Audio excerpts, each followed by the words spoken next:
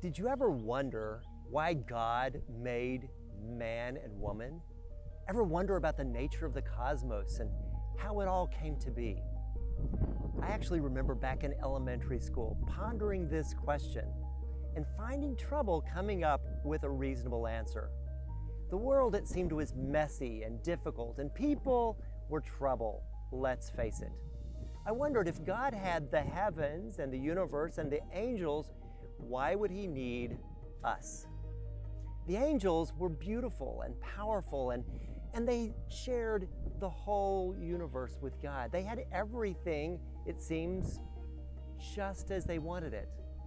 But then I realized that some of the angels, roughly a third of them, wanted more. Although it seemed like they had everything at their disposal, they wanted more. And what I realized is maybe God wanted more for them as well. He wanted to connect with them in even deeper and more beautiful ways. But he knew that rebellion was possible, and in fact, it came about. What if, I thought, the earth was kind of an experimental place where God could place his creatures in an environment that tested them, not just physically or emotionally, but spiritually, in which their character could be revealed, tested, and refined. Because I thought, if God could trust us in the moments that we have on the planet, perhaps he could trust us in eternity and not be faced again with revolt and rebellion. So that got me thinking, and ever since I've struggled to make sense of what the Bible teaches about the cosmos and what we've learned from science. As a medical doctor, I love science. And there's so many exciting things that we've learned in recent years about geology and history, about the nature of origins and the journey that our universe has taken. Turns out that the Big Bang happened about 13.8 billion years ago, as best we can tell. There's a guy, Carl Sagan, who earlier in my life proposed that we think about the time of the universe's existence as we would think of a calendar year, just to put things in perspective. In other words, that calendar year would span 13.8 billion years, with the Big Bang happening right at the stroke of midnight as the year kicks off. In that conception, every second would include 437 and a half years. Every hour, 1.575 million years, and each day in our cosmic calendar would be 37.8 million years. Carl Sagan also suggested we think about it in terms of space. And if we think about all of history being the space of a football field, all of human history could be covered by Carl Sagan's hand. It's remarkable how small we are as humans and how small we are as individuals. It's kind of sobering, isn't it? If we go back to our cosmic calendar, in which each day is roughly 38 million years, the Milky Way would not show up in the universe until about March 16th. And our solar system wouldn't come along until September the 2nd. Our planet, Earth, we judge to be about 4.4 billion years old, which would have been about September 16th on our calendar when the oldest rocks on Earth were formed. Isn't that fascinating? It would be later in September when the first life would come to be, but not until December the 5th that any multicellular organisms would appear. December the 5th in our cosmic calendar. Not very long ago. My birthday, December 25th, would have been when the dinosaurs made their appearance. Yay me. I am a big fan of dinosaurs. But it was only about 5 of our 37.8 million year days before there would be a cataclysmic event on the planet. Between the appearance of dinosaurs and this cataclysmic events, mammals, birds, and flowers came to be. The earth was teeming with life. But at about 6:24 a.m. on our December 30th in this cosmic calendar, there was an event that we refer to as a mass extinction event. Many scientists agree that there was a huge meteor that crashed into the Earth in the realm of the Caribbean and created such destruction that it wiped out most of life, especially large life like the dinosaurs.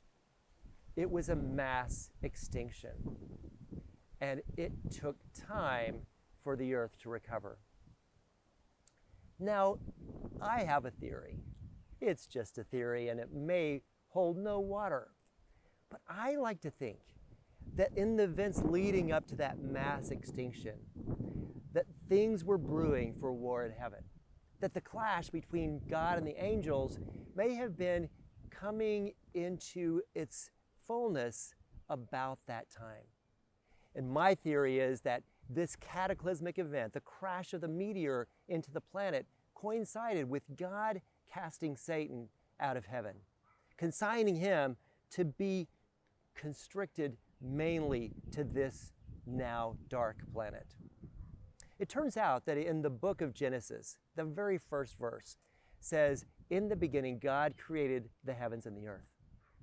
Now, we believe that the implication is that God created everything from nothing. And that is, in fact, what the Big Bang suggests, that everything came from nothing. But in some translations, the next phrase, "and the earth was without form and void," could more properly be translated, "the earth became without form and void." Wouldn't it make sense that God would create form and fullness when he made the earth, and that only a cataclysmic or disastrous event could rob it of form and fullness?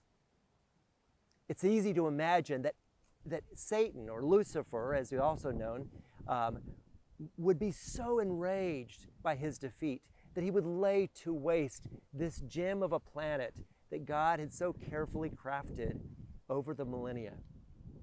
That in his rage, he wanted to show God what he could do and destroy this precious piece of property that God had so lovingly provided.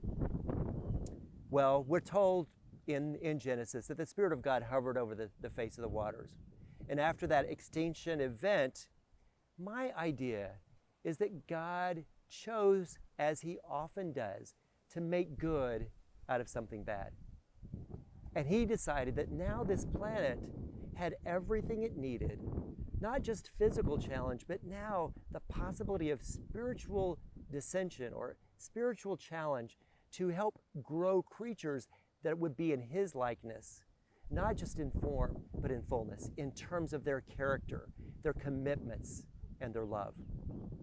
It turns out that after this mass extinction event, on roughly December the 30th, that soon after, primates, apes, and hominids make their appearance on the planet.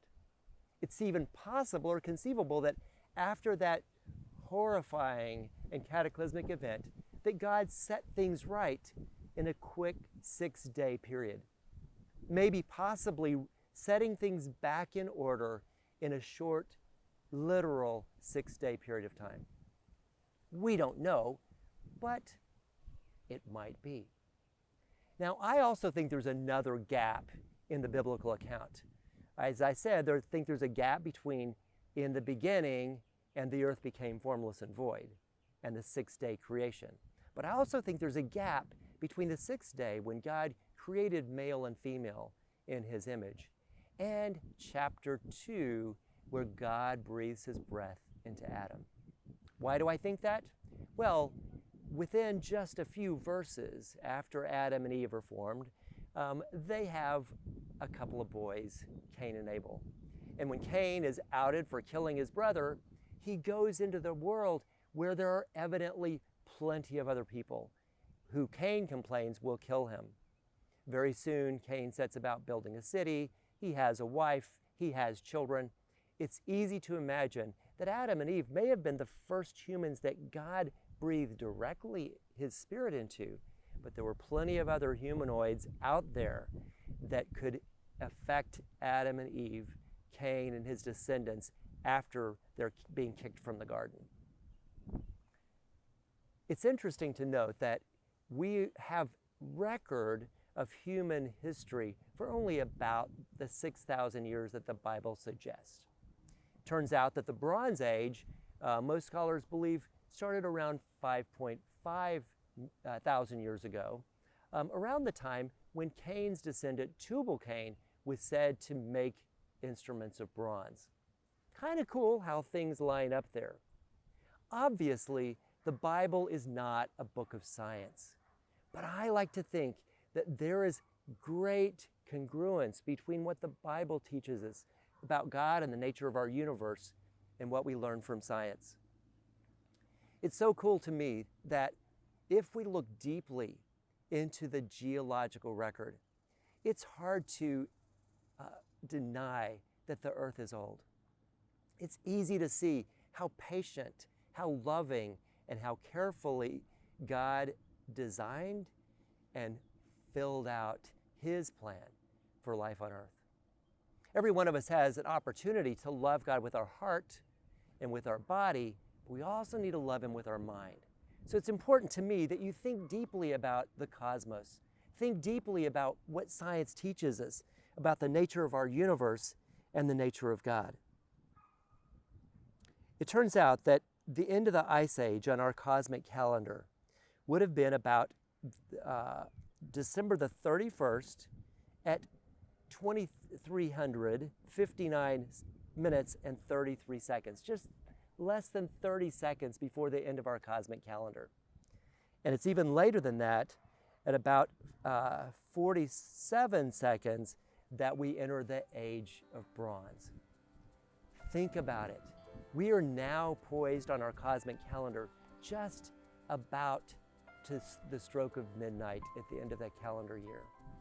And we've only been around as civilization for roughly the last 15 seconds of the calendar. Doesn't it sober you to think of eternity and how short our lives are in the scope of God's great plan? It's mind-boggling to think of 13.8 billion years, but even more mind-boggling to think of eternity. And that is what we have in store. There's a great verse in the book of Isaiah that says, "Of the increase of His government, there will be no end." The universe is expanding, and we don't know how long this universe will last, but we do know that God's kingdom will endure forever. And of the increase of the expanse of His government, there will be no end. God bless you today. Enter into life and enjoy the beauty around you.